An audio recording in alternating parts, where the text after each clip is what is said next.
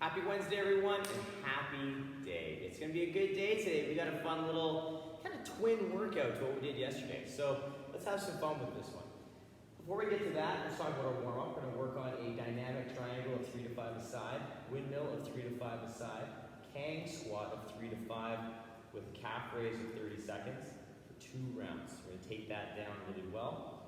Moving into that next phase, we're gonna work on a little bit of skill work with the dumbbell. So butt kicks of 20 seconds, start working again on that pose method of running. Dumbbell Sumo Deadlift for 3, dumbbell Sumo Deadlift high pull for 2, and a dumbbell snatch for 1. You're going to repeat that on the opposite side and take that process down again. So this gives you a really good opportunity to start warming things up, get things going. The butt kick is there again just to kind of prime up that running position and form. So if you are running in today's workout, in the practice round, that's where you're going to start to actually get some good runs in. This is going to prime you up to get you ready to go and get your body tissues ready for that run. So use that butt kick for what it is. It's a form and technique practice, and get those ankles and feet ready to go. Once we're done that, you're going to go into a practice round, which I'll post up on the workout description. But our workout today is a 3-rounder, just like yesterday's, except we get the snatch involved instead of the clean and jerk. So today's workout is a 3-round work set, dumbbell snatch for 20 alternating reps, finishing off with a 200-meter run. So a nice, quick, fast run, come back in, rock the dumbbell snatch, head back out. So it's gonna be another short one today. So we're gonna have some fun with that. So be prepared for that nice speed and try and come right from that run or the run equivalent into that snatch so you can really focus on your positions and really get that heart rate up. So it's gonna be a good time. It's gonna be hard. Push where you can push, pull back where you need to pull back so you can keep moving forward into those 3 rounds. Let's get you warmed up. Let's have some fun today, and we'll see where it takes us. All right, let's slowly start to warm up the body. Let's get those feet under the hips. Take those arms up overhead, keeping those ribs in. We are gonna shrug those shoulders up. We're going to come back down. We're going to scratch our back and reach through the elbow. We're going to come back up, big stretch. We're going to scratch our back and reach. And come back up, big stretch. Bring those hands down to the hips. We're going to take those hips around, nice and gentle. Good. We'll go the other way. Nice and easy. Good. Come back to center, bringing those feet together. Gentle knees around, nice and easy. Excellent. We'll go the other way. And we'll come back to center, getting those feet under the body. Big stretch overhead, forward fold, touching those toes. Walk up those shins, will come down, framing the foot. Step back into your lizard, nice and square in those hips. Inside hand's gonna reach. We'll rotate forearm to the floor. We'll come back up and rotate and back up and rotate and back up and plant that hand. Let's step back into our down dog. Give those hips and ankles a chance. We're gonna walk those heels out, slowly pressing that foot down to the ground. Nice and solid through those ankles. Just feeling out their feet. As we come back into our plank, stepping the other foot up. Square with the hips, inside hand. Gonna reach all the way up. We'll rotate, forearm down. We'll come back up. Rotate, forearm down. Big stretch up. And rotate, forearm down. Big stretch up. Plant that hand. Step back into that down dog, reaching those hips. Nice and set. Walk those feet out. Nice and slow. Again, nice and steady. Good. We'll come back into that plank. We're going to tiptoe those feet up. Roll ourselves up. Big stretch. Little reach. Little reach. Come down with those arms. Get you guys fired up. If there's any extra kind of gentle warm-up you'd like to do, cat-cows, turn the needles, more lizard, please do so. Pause the video, take that down for yourself, and then come join me. We're gonna focus on a little upper and a little lower. kickstart off our first phase with a familiar movement. We're gonna get our feet into our sumo stance. We're gonna stay here for the first two. We're gonna turn a toe and turn a toe. So again, setting those hips up on a slight angle. We're gonna bring one hand to the thigh, and we're gonna take one arm up to the ceiling. And we're gonna draw those hips back into that back hip, taking that body down as we work that good hinge. Coming back up, that arm continues to press up to the ceiling. We pull the hip back, working on that nice lower, and come back up. So remembering, this arm is always in the same position the entire time, and it's the hinge that shifts our body, and our arm stays in that position. So regardless of where the torso goes, that arm is kind of left up there in space. But it's not going to stay there unless we actively hold it there. So we want to make sure that we're setting that shoulder, holding that overhead position, and really making sure everything feels really good there. So keep that in mind as we're moving through those. Always pressure up and drawing the hip into that heel. When we're done both sides, we're going to continue working with some hinging and rotation with some of that that windmill. So we're going to reach one arm up into that same position we had it in for the dynamic triangle. And then we're going to gently reach the other arm down towards the floor. So we get this opposite kind of energy.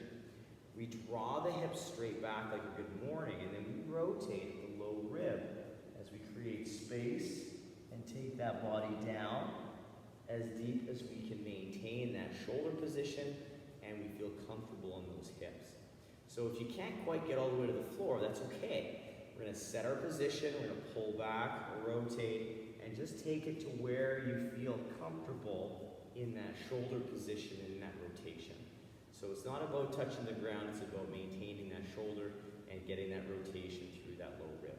So slow, steady, work that movement nice and strong. 3 to 5 per side, or you can alternate 6 to 10 reps. When we're done now, we're going to continue working with that hinge, but we're going to work on our Kang Squat. So if you'd like to do a couple of normal air squats before you start with the Kang Squat, please do so.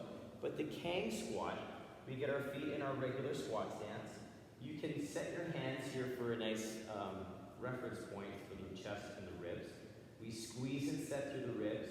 We draw the hips back into that good morning. From there, we're going to pull the hips to the heels, keeping the chest up in the best squat that we can give ourselves. Then we're going to push our hips into that good morning, keeping that back straight, knees soft, and then we open up with the hip.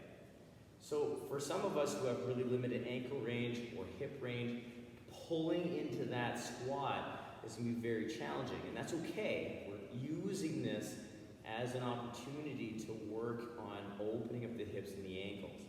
But pull into that squat the best you can. So something I like to think about personally is as I set my hips, I feel my hamstring position. I think, pull my hips to my ankles, lift my chest up. And I can use my arms as an assistance factor. So I'm keeping my ribs in, but I'm pulling my chest up. And then as I push, I can bring my hands in closer so I can really focus on that good morning and stand tall. So take your time with this. This is not meant to be fast. Just move smoothly through that nice hinge, into the squat, back into the hinge, and stand. After that, we're going to work with 30 seconds of calf raises. With the calf raise, we can load it with the dumbbell, all right, anywhere you want, suitcase, farmers, to the front. Doesn't have to be heavy. And if you want, you can even do it with a pause. So what that means is we're looking at balance between the big toe and the pinky toe. We're going to set our ribs and glutes. We're going to push onto those toes, little pause, and then a nice smooth lower down. So we want to think about control on the up and on the down as an entire rep, nice and smooth through that process. You're just going to do that for 30 seconds, not worrying about how many reps you get, but focusing on balance between the big toe, pinky toe, and balance as a full body, so that we're not leaning forward and falling or leaning back and falling backwards, but keeping our weight centered over top of those heels and working through opening up those ankles.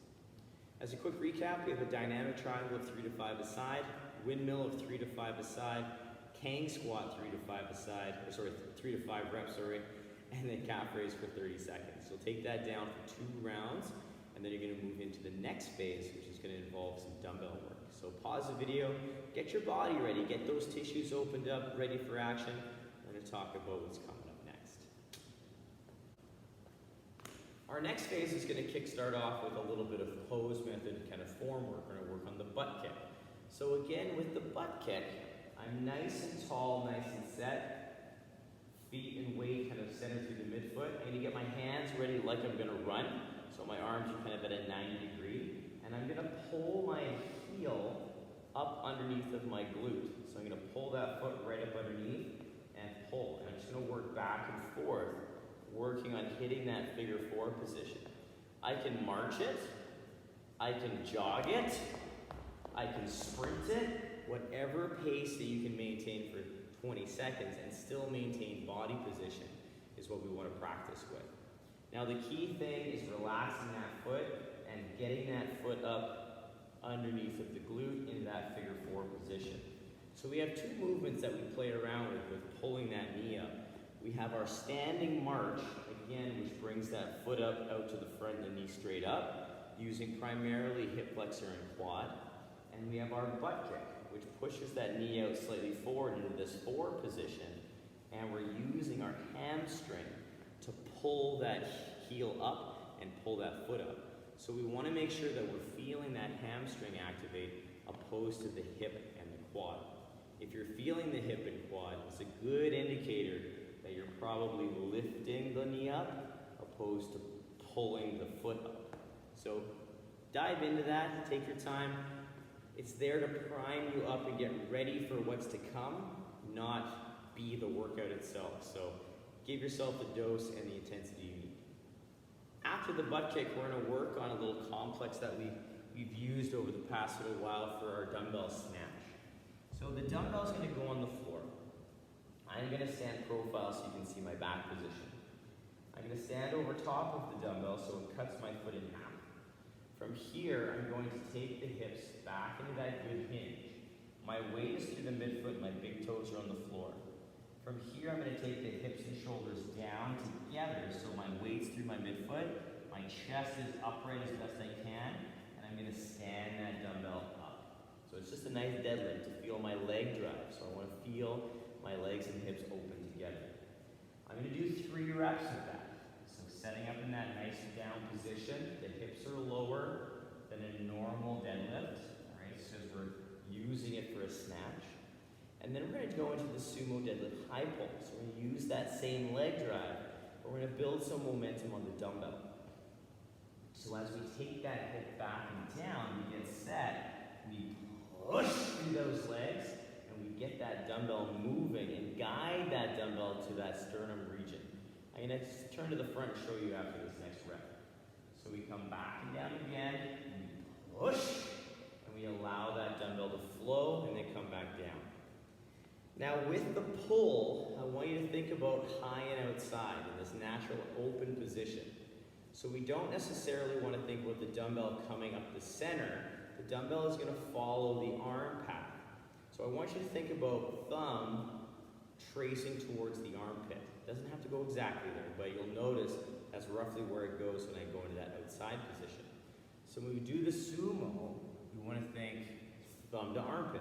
And that'll give me that space and that openness through the chest and shoulder to allow my shoulder to be happy and free, opposed to coming to the center where my shoulder is very congested and kind of tight. So we want to think open. Now after we've done those 2 sumos, or Sumo Deadlift high pulls, we're going to move into our snatch. We're going to continue that momentum into the overhead position. So I get that same hinge, same drive, the high and outside. I just carry it through as I land in that power position, and I come down with the dumbbell. I'm going to do 1 snatch in that first round. So as a quick recap with that though, we take it down, I push through those legs, open the hips and the knees, and let that dumbbell and that momentum carry the dumbbell as the arm guides it and locks it out overhead.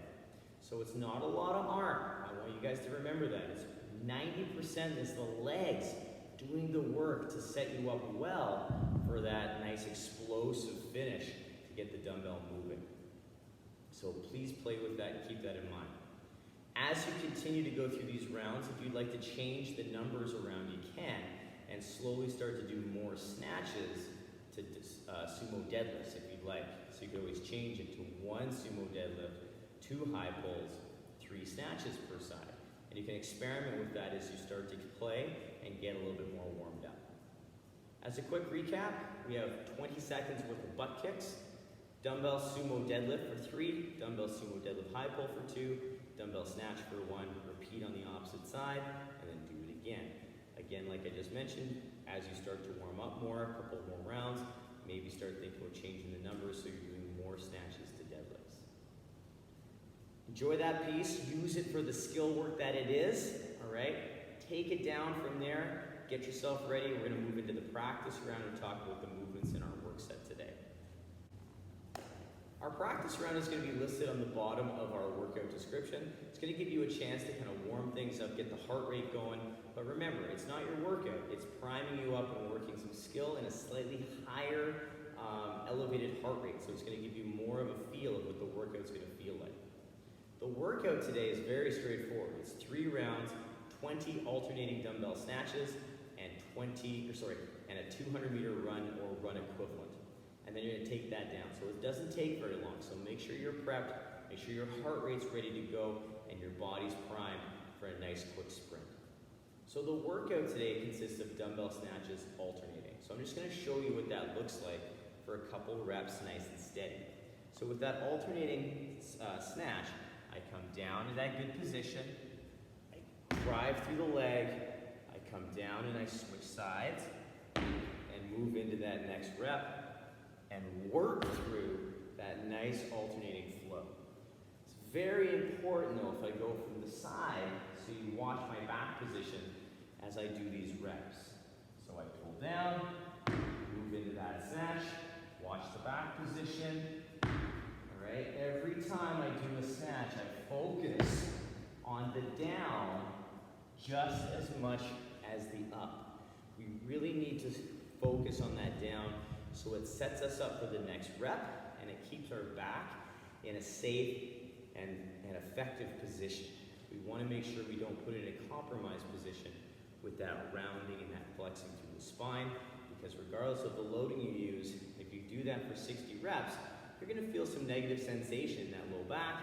If you're bending over and then getting into a good position, you're already bending in that flex position, so your spine is getting into that kind of compromised position. But we don't realize it because we're just thinking, oh, I got to go down to the floor. Okay, I lift well. We need to think about both halves of the lift, not just the up portion. The down is just as important as the up. All right?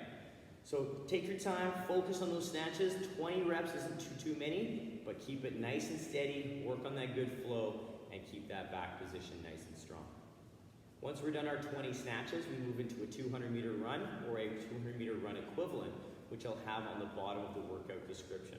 It will be all things you've done before, so check that out. Pick that movement that you want to play with the most, and we'll see where it takes us today. It's going to be a good time, fast, hardy sprint.